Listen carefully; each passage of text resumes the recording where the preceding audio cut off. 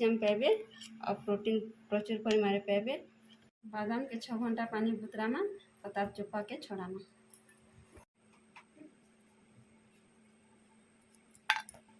10-12टा बादाम नामा तार चोपा छोड़ी कर इटा के ग्राइंडिंग करना।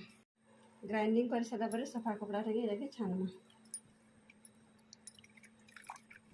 कि अंश के फिर इटा के फिर पैन देकर फिर ग्राइंडिंग करना। इटा के फिर थोड़े छानमा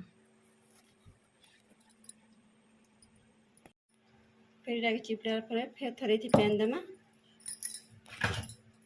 और गुड़ देमा फेवर लगी इलायची जोड़े देमा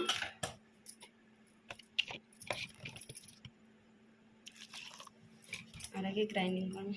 तो पेटा ग्लास देमा जदि गुड़ न थिबे धागा वाला मिश्री भी थी दे पारबे। चीनी दे इथि न पकाबे।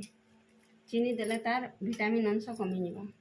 एटा गुरस नु बहुत कैल्शियम पाइबे और प्रोटीन प्रचुर परिमाण पाइबे और इटा बादाम गुरस बने करी पीबे।